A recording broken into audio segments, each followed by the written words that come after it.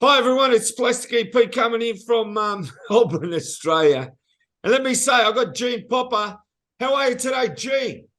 I'm doing great, thanks. Okay, now you've written a fantastic book. Hold it up, right? The British Invasion 64. I mean, I love the cover. Just bring it a little bit forward for everybody. That's great. Look at that. And that's just been released now in June the 28th, 2023. And obviously, everyone's finding out about it all over the net, and we want people to go out there and buy it. Just give us a basic synopsis of the book. Well, it essentially covers the calendar year of 1964 in terms of the launch of the British invasion and how it progressed throughout the United States primarily. And I should say that on my calendar, 1964 actually ended around May of 65. So we stretch a little into the following year, but it's all part of the same story. Now, I'm just saying, the Beatles coming to America, I mean, that's the biggest thing. Coming there, doing the Big Ed Sullivan show, and everybody on the street going Beatlemania crazy, like people at service station wearing wigs and people wearing wigs, and it's just like something from outer space that time. I'm just saying, American youth had never seen anything like it or gone for such a craze. You'd agree with that? Absolutely. And the amazing thing is that on New Year's Day of 1964, most Americans had never heard of the Beatles, didn't give any British artists any thought whatsoever. And 5 or 6 weeks later, that's all anybody was talking about. It was a complete sea change in culture in the United States. But what I'm saying is, even their songs, I'm just saying, I want to hold your hand, she loves you, and please, please me, and all these songs. I mean, they're so brilliant for the time that they just captured the imagination of the American youth. And even, as I said, the adults were amazed with Beatlemania. It just basically took off. And the Ed Sullivan show, as I said, that was screened to either 72 million people or 76 million people at the time. I mean, that's unheard of. They said there was no one on the streets in New York when it was shown on the Ed Sullivan show. Yeah, there are reports that the crime rates in major cities in the U.S. dropped during that hour because everybody stayed home to watch the Beatles. Yeah, that's true. Now, with the research that you've done, for example, is there anything that you've found out, some story or something that no one's heard of about the Beatles, or something that you've picked up? Well, there are a couple of stories I picked up about a few individuals who are kind of forgotten by history, and they were incredibly important in their own ways to the British invasion. And in one case, one person probably made it happen. It was almost stopped dead in its tracks. And a man named Herman Cain, who was the head of the American Federation of Musicians, didn't have any problem personally with the Beatles. What he had a problem with was that at the time, Great Britain didn't allow most American musicians to perform there. They said it took working gigs away from their own musicians. And that was a situation that the American Union wanted to change. And they tried negotiating for years. The British would have nothing to do with it. So what Herman Cain did was he gave an interview where he really trashed the Beatles and the other British invasion bands and said that, well, you know, we can't let them come perform live in this country because we have this agreement with Britain. And he said, that's okay. The Beatles can come and just sing. And he had a great line. He said, we could find 4 kids from Yonkers or Tennessee who could play just as well as they do, which is a pretty amazing statement to make. And everything he said completely stirred up the fan base in the US. All these teenagers were out of their minds. And they started writing to their congressmen. Now, they couldn't vote at that age, but it was an election year nonetheless. And congressmen were getting worried. Why am I getting all these letters from these kids saying we've got to do something to make sure the Beatles can come play in America? So the congressmen, at least the Democrats, kicked it up to the White House. They told President Lyndon Johnson, fix this before the election. He turned around to a Secretary of Labor and he said, get the British over here, negotiate, and get this settled fast. That's exactly what they did. The US federal government basically brought the two unions together and said, whatever your differences are, they're over, and all your British artists are going to come play in the US, and all the Americans are going to come play in Britain. And that's why the Beatles, the Dave Clark Five, Peter and Gordon were able to perform live in America in 1964. It's amazing. And I'm saying even the Kinks, they came and then they left. And I mean, during the Pacemakers, I mean, Rolling Stones.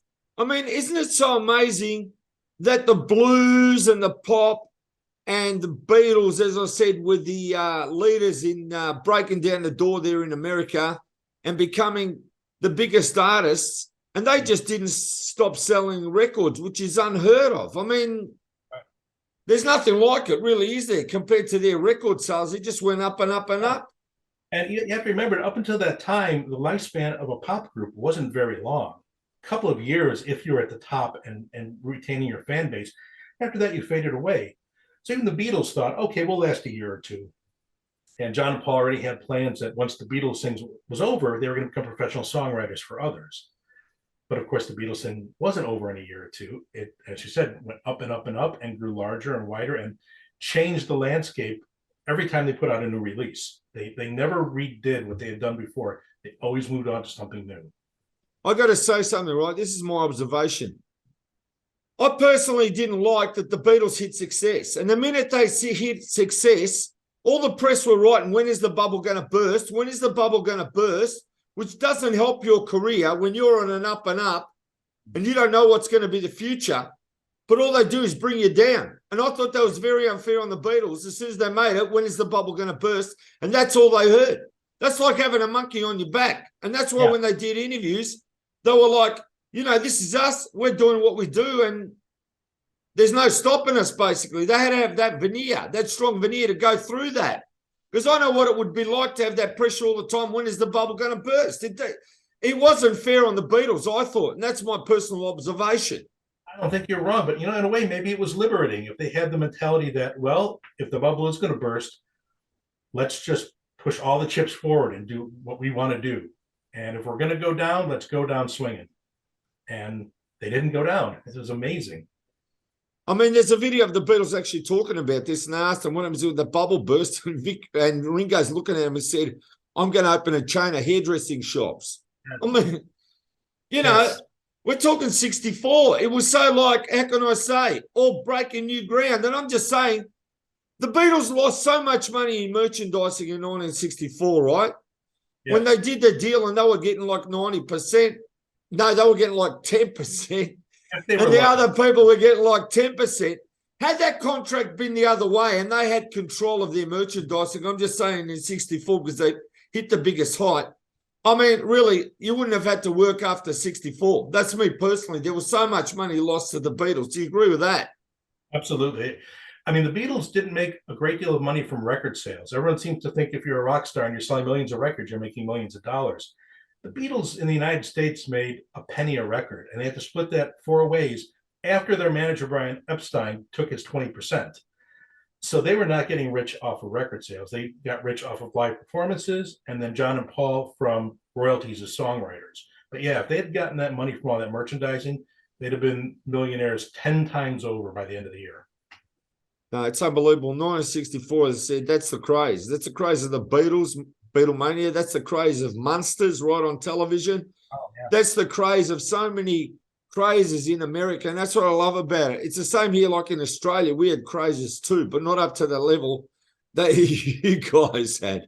And that's why I just say, you know, you guys at a young age in America bombarded by advertising and everything and crazes, and it's like, you know, it's like the land of like you can get whatever you want, and how much do you get? You know, it's like you're bombarded at a young age. I mean, I know what it was like growing up in the 60s here in Australia with all the fads and the trading cards and the Beatles and Tarzan and all the TV shows and all that. But you guys had it all. And that's why I take my hat off to you, because I love crazy. We had it all. And I really think as much as there was beforehand, once the British invasion came, that seemed to take all the stops off across the board. Youth were bombarded from all angles for everything. And it just created this energy in the 60s that even though it's really the same in advertising to this day, in the 60s it seemed pure, perhaps, as opposed to less contrived, although it was certainly contrived. But it was new then, it was exciting. And now it's just, yeah, okay, I'm getting bombarded with ads again. Now I'm going to ask you 5 top songs from 1964, your favorite. Start off with a Beatle track and just give me another 4 from 4 other groups. Boy, okay. I'm going to say that I love She Loves You. Not only a great high energy song, but if you listen to the lyrics, an incredibly mature piece of writing. I mean, this wasn't, you know, boy meets girl, boy loses girl. This was boy loves girl, girl loves somebody else, the boy is still going to advise his rival, you better do something, you're going to lose her. But if you don't, I'm moving in, which was a terrific piece of songwriting. Another Lennon McCartney song is Peter and Gordon and World Without Love. And it was a song that John Lennon absolutely refused to record. The opening line, please lock me away, would make him burst out in hysterics. And he kept telling Paul, that is the worst thing you've ever written in your life. Paul said, well, fine, if you don't want to use it, I know somebody who will. #1 song about Britain and America. Anything by Dusty Springfield that year. Dusty is one of the few British artists in '64 who, if the Beatles had never made it over the Atlantic, she still would have been a top 40 star here. There was no denying that talent. And I can't pick any one song from her that year. It's all marvelous. I Only Want to Be With You. That's a great song. Oh, but you could literally just play every song she released that year and say, that's the best song. No, that's the best song. A song that didn't make it in America was a big hit in Britain. I don't know why the US didn't pick it up. I just assumed that there was so much else going on that just slipped through the cracks. And that's Just One Look by the Hollies. Yeah. Fantastic piece of pop. I mean, they nailed it so well there. And I got to end with the birth of heavy metal, and that's You Really Got Me by the Kinks. You know, that was a desperation play. Their label told them, we're going to let you have one more release. If it's not a hit, you're done here. And so they went to the studio and they said, you know what? Let's do something that's never been done before. We're going to play a power chord from beginning to end and base the entire song on that. And it paid off. #1 hit in Britain, top 10 hit in the US. Unbelievable. Now, listen, I want to talk about the 60s bands, right? Now, Paul Revere and the Raiders, I rate them right up there. And you know that they recorded I'm Not Your Stepping Stone before the Monkees. That's unbelievable. And they didn't release it as a single. No. And then the Monkees came along and made it their song. I mean, that's an amazing story. Mm-hmm. Yeah, Paul Revere and the Raiders, if they hadn't hired the 4 actors to play the Monkees, they could have just had the Raiders do that show. You know, they had talented, great energy, great on TV. They appeared on TV often, and they were great actors in their own ways. It's a shame they weren't bigger hits for longer than they were. As I understand it, they never even made the charts in the UK. They were strictly an American phenomenon, which I guess because of their motif, perhaps didn't play that well in England. But. Well, they were the first pop group on Batman, which is amazing. You know what I mean? And that's a big deal because you know how many Batman fans are out there.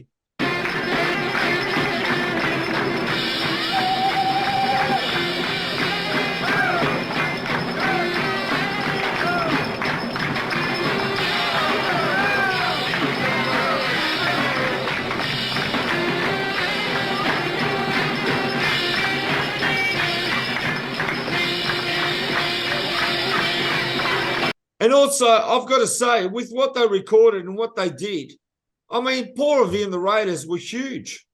Yes. There's no denying that.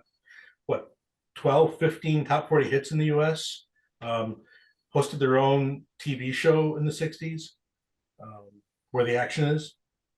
Exactly. Yeah, they were a big deal. A big hello to Phil Volk. He's great, Fang. I love the guy. Yeah, he's a character. He's a great guy. He's just like amazing for that time. Yeah. Now, another group I want to say is, you don't know, but the Loving Spoonful, the producers wanted them to be the Monkees. Yes. Part of the reason the band wouldn't take the deal was that John Sebastian had to give up all his songwriting rights. They had to go to Coal Gems. And he said, no, I want to own my songs. Now, I'm just saying with other groups, what are the big inspiration groups for you in the 60s? I mean, this book that you've written, it's all there. And the year 64 kicked it off. And is that not fantastic or what? But you can't not mention the groups that had such staying power, and the Rolling Stones, the Who, the Kinks, and the fact that, you know, they were just club bands. You know, nobody pointed to them and said, oh, these are going to be the ones who are going to be here 30 years from now. But they just had that touch of brilliance to them. And you think about how many artists who probably had the same talent and never made it. it's really just the tip of the iceberg of the bands we know. There's so many others who tried to put out great music and just didn't get a break.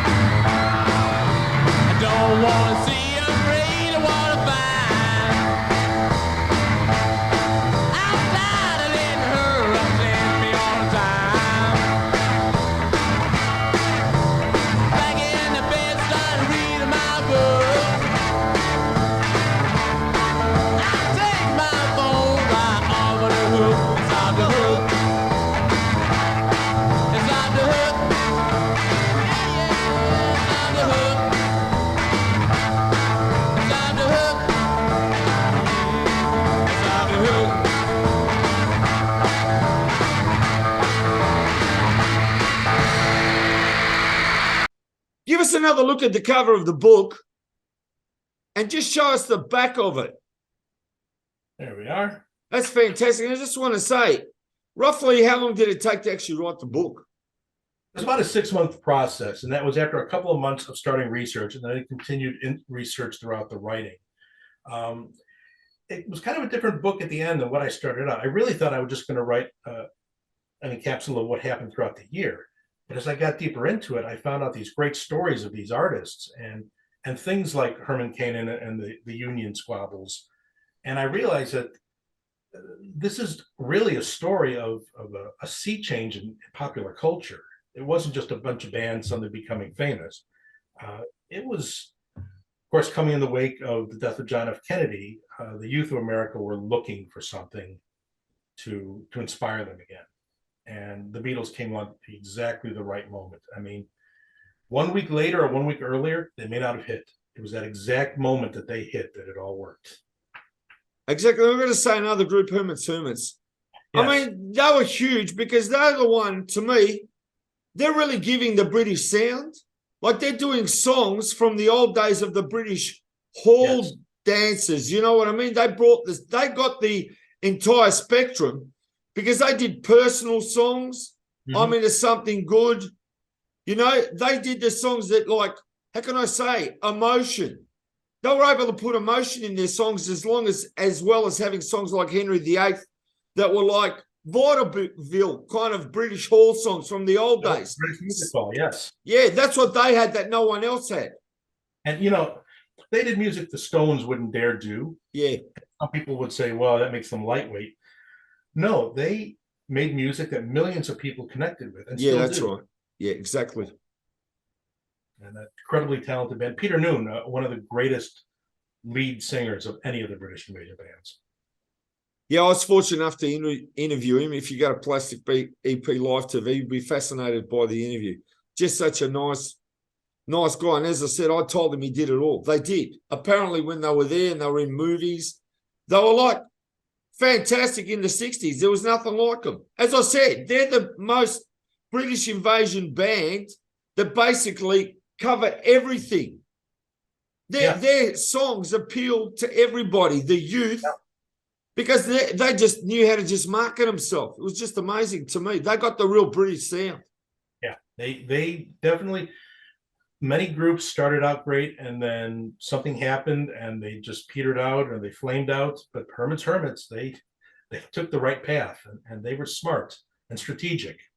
On my mind, a love like hers is very hard to find.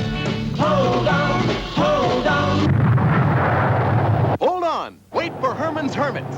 They're in orbit, the first Astro Swingers. I'm leaning on my lamppost at the corner of the street in case a certain little lady comes by.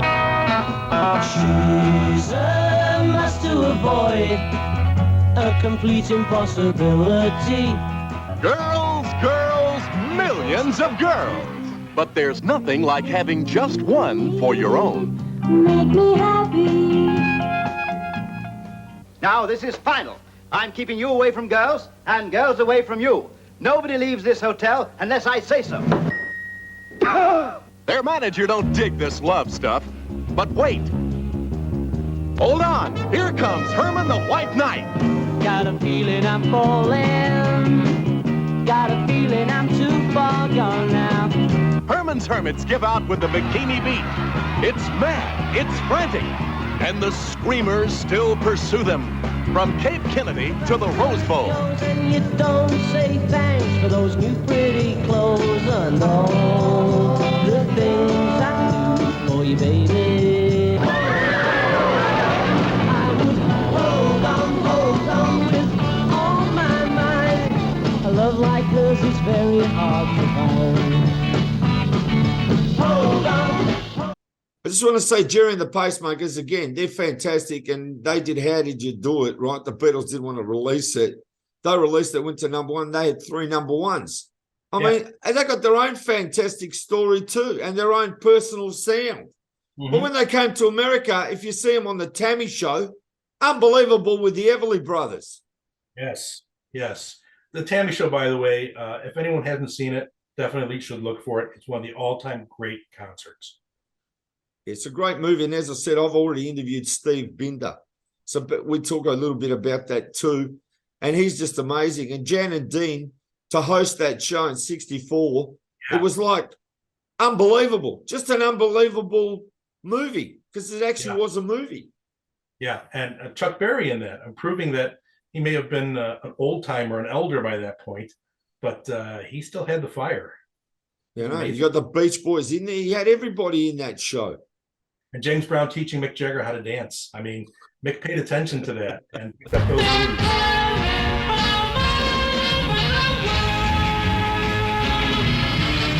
Here they come. Here they come. You know the guitar's moving, so keep it all moving. And come on, come on, come on. From all over the world. The Beach Boys singing Surfer Girl, I Get Around, Little Old Lady from Pasadena, and Surfin' USA.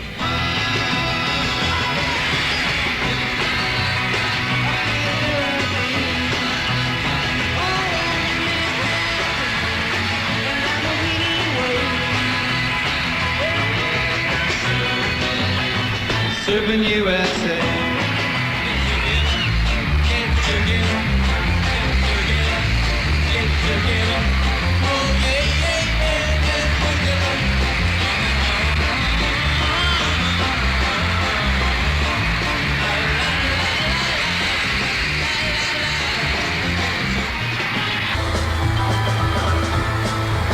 It's gonna be alright, alright, alright, it's gonna be alright.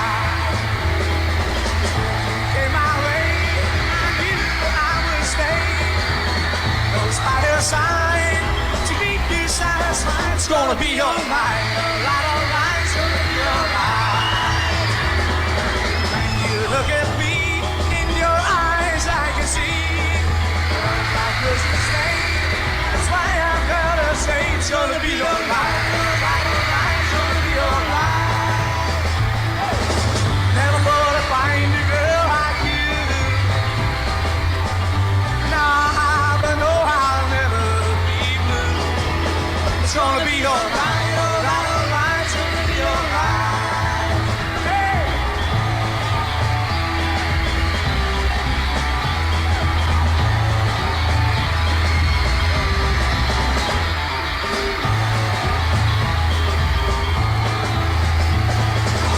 Never gonna find a girl like you. I'll never. It's gonna be alright, alright, alright. It's gonna be alright. Every time we meet, my heart skips a beat. It's his name. You'll always hear me say it's gonna be alright, alright, alright. It's gonna be alright. It's gonna be alright. It's gonna be alright. It's gonna be alright.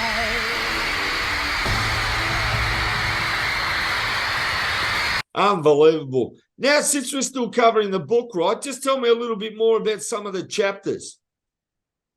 Well, I try and do it as chronologically as possible. And we get to the point where, of course, the Beatles are basically the start.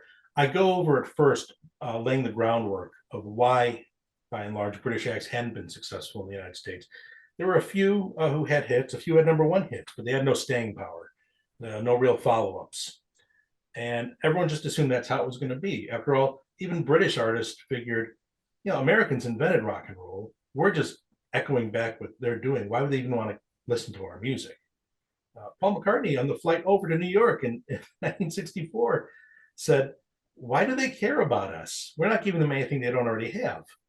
So he had a bit of an inferiority complex, which is kind of amazing to think about, but that's how it was among the British musicians at the time.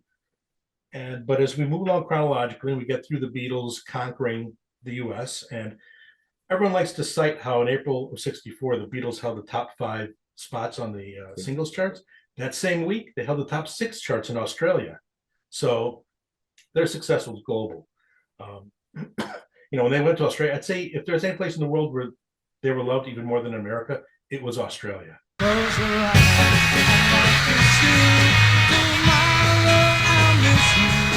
Remember, I'll always be true. And then while I'm away, I'll ride home every day, and I'll send all my loving to you. I'll pretend that I'm kissing the lips I'm missing, and hope that my dreams will come true. And then while I'm away, I'll ride home every day, and I'll send all my loving to you. All my loving I will send to you. All my loving, darling, I'll be true.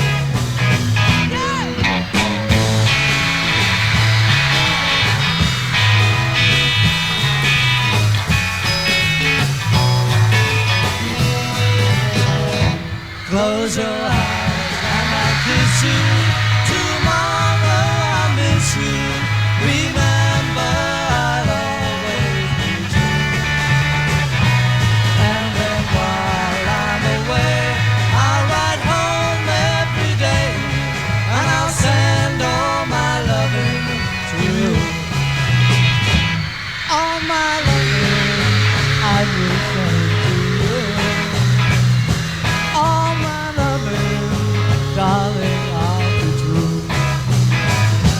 All my loving, all my loving, all my loving, I will send to you. When they went to Adelaide, they had 300,000 people there. They never had that. When they came here to Australia in Melbourne, they had Jimmy Nicol with them. And then Ringo Starr joined them for the Melbourne concert at Festival Hall in West Melbourne. I was only 6 years old at the time. But that's the only time they had like 5 Beatles here in Melbourne. And then they sent Jimmy off back to the UK with a gold watch. Yeah. And a handshake from Essendon Airport. I just Yeah. want to say, basically, if you go to YouTube, they've remastered that concert of the Beatles here in Melbourne, '64. And it's one of the greatest concerts you will ever see in your life. It's so great that they got that down the TV station recorded at Channel 9.